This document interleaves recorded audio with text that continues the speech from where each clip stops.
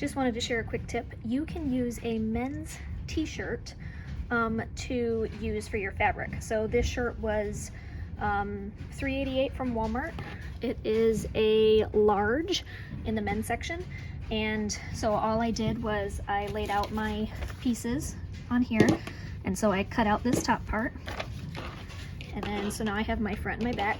You leave this main section because we're going to cut this into strips for the arm and the neck binding, and then for the bottom, on that last little bit that was down there, I just opened the shirt up wide and laid it out flat like this, and then I took the piece and I tape my front and my back pieces together like this, rather than having the side seam. I just do it this way because it's just easier.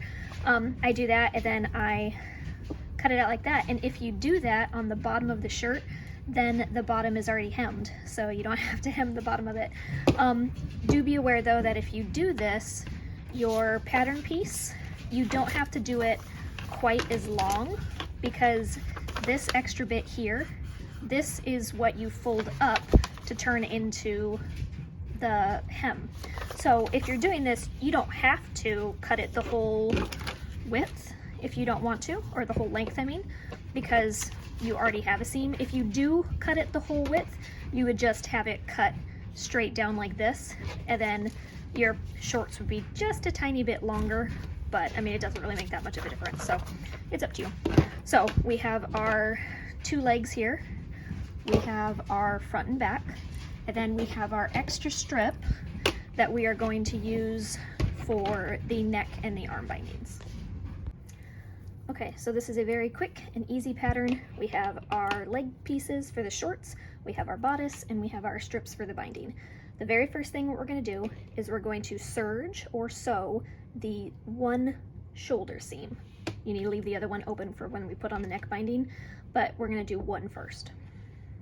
Okay, we have our one shoulder seam sewn together. So now you're going to take one of your binding pieces, you're going to fold it in half like this, and then you're going to start at the shoulder here, and you're going to stretch this just a little bit as you sew all the way along the neck seam like that.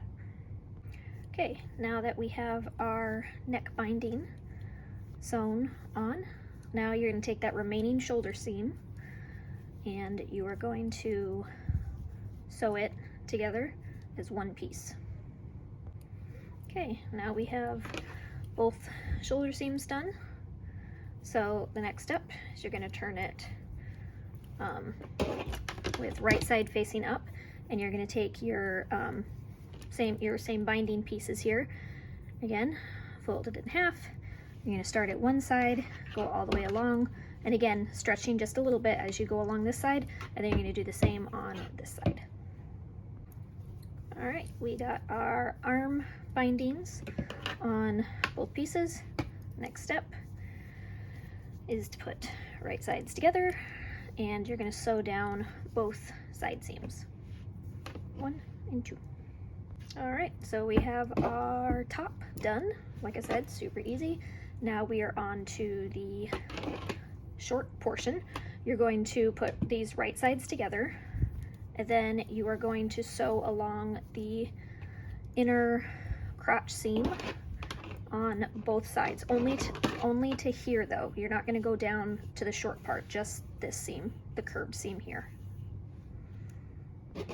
Okay, we have our two seams here sewn, so now you're going to open it up, and then these two short seams that you did not sew together yet, you're going to line them up like this, and this is how you would sew it if you did not need a snap opening. If they were just going to pull it on straight through the head like a regular romper, then you would sew this across here.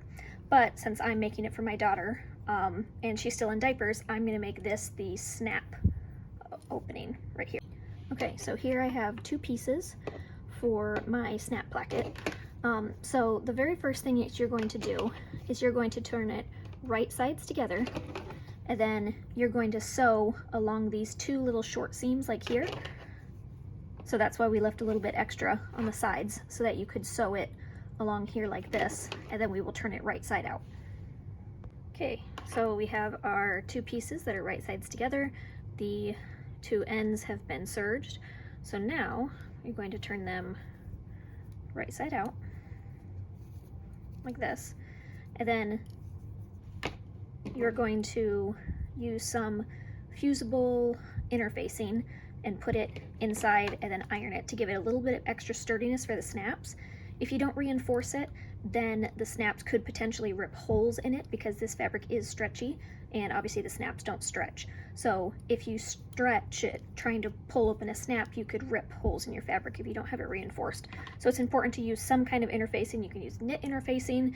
This is just a fusible, regular, non-stretch, just fusible interfacing in strips. So I take that and I put it inside, and then I will iron it, and that'll give it some nice sturdiness. Okay, now we have our snap plackets that have the interface. I can't pull it apart because it's fused together, but this is nice and sturdy now. It's nice and thick.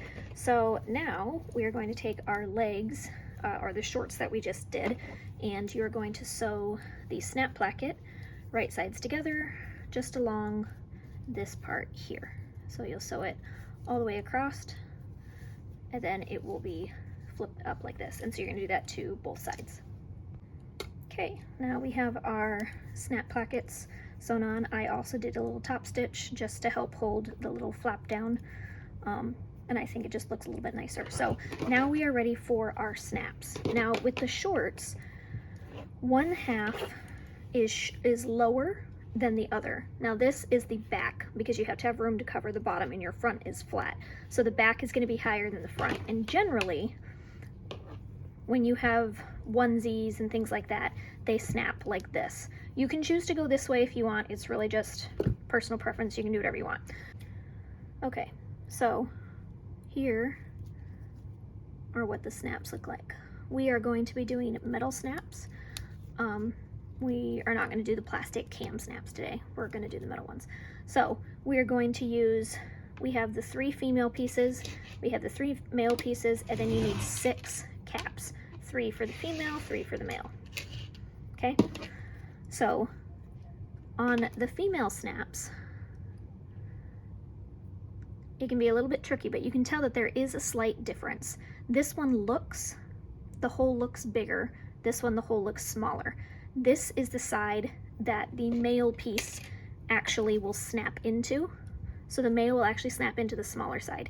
If you tried to do it into the larger side, the snap will not stick in. It does not stick to the bigger side, but the smaller side, it sticks into.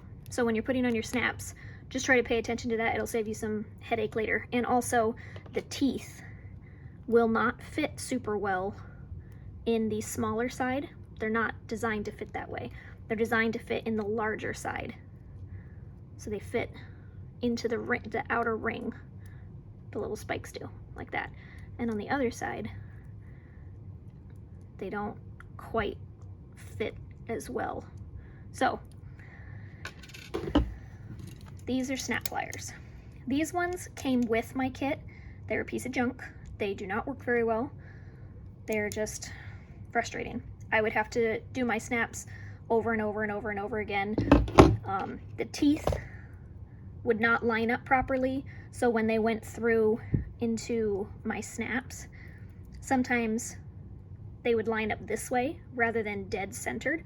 And then you couldn't really get a super tight seal on them too, a tight crimp. It would not bend these all the way. They're just not very nice pliers. So I got these on Amazon. They're a little bit more heavy duty. You can tell they're significantly bigger. And these are kind of like springy a little bit, if that makes any sense. So when you push them together, you can kind of see how that red piece moves. These ones, they have these just silicone squishy things, but they don't hold it in very well. And yes, they squish, but you can't really get a good tight crimp on it like you can with these. So like I said, these are just from Amazon. They're cheap. and they will save you so much time and effort, so I highly recommend getting them. So we're going to go ahead and get started. You need 3 female, 3 male, and then 3 cap pieces for each set. So you'll need 6 caps. So 3 for female, 3 for male. And then when you do snaps, make sure that you pay attention to which side goes on which. You can't just put the caps on the outside of both and think they're going to go together, because then your clothes would snap like this rather than overlapping like that. So just pay attention when you are doing that. So with your snaps, the red piece is where the cap goes, like that, and it kind of clips in there. And the male and the female pieces both go in this blue in here. Remember, when you're putting these in, the smaller side is the side that the male is going to snap into. So that needs to be face down, because we want the teeth to go into the larger side, like that. So you're going to grab your piece here. I'm lining it up with this center seam right here. It's going into the middle. Give it a tight little squeeze, and there you go. That's all there is to it. So then you're going to go ahead and do the other 2 female, and then when you do the male, make sure that the male piece faces up. It needs to be this way so that this can snap into it like this. Okay?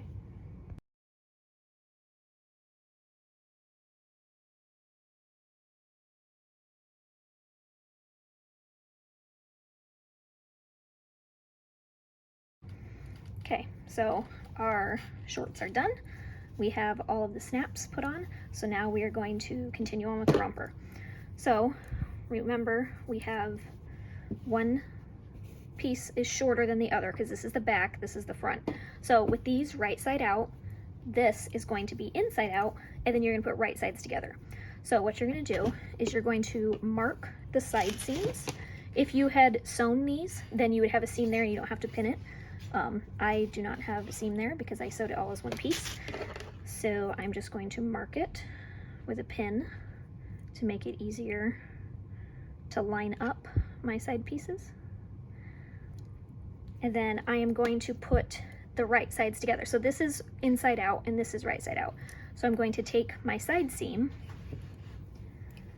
and I'm going to line my pin up with this side seam here and then pin it. And then I'm going to do the same things to the other side. So this has the pin, this has the side seam, and you're going to put the one inside the other so that the right sides together. You want to make sure you don't do this backwards, otherwise you'll have one piece right side out and one piece inside out, and you don't want that. So then I'm going to pin both my side pieces, and then I'm going to make sure it lays nice and flat, and then I'm going to pin the center front to the side seam, the center seam, and then I'm going to do the same thing with the back. So line them up smooth and pin them. And when you're doing this, make sure that if you have a seam that's already facing one direction, you keep it the same direction. So with my shorts, the seam is going this way, so I don't want it to go this way, otherwise it'll have like a weird bulge. So I'm actually going to lay this seam allowance over to the other side, and then I'm going to check this side as well. Make sure that it also is laying. Okay, so see, I got to turn it the other direction so we don't have a weird bump on it. And then you are just going to sew all the way around. Okay, now we have it sewn all the way around. I always like to start in the back and then go all the way around and then finish it off that way. So now what we're going to do is we're going to attach the elastic. There's 2 ways you can do this. You can keep it folded like this and then stitch all the way around, leaving a little gap, and then that will make like a little pocket, and then you can feed your elastic through that way, and then, you know, finish sealing off your little thing, then you'll fold it over and top stitch and whatever. I usually just take the lazy way out and I start in the back here and I start sewing, and I stretch as I sew it along the seam allowance there.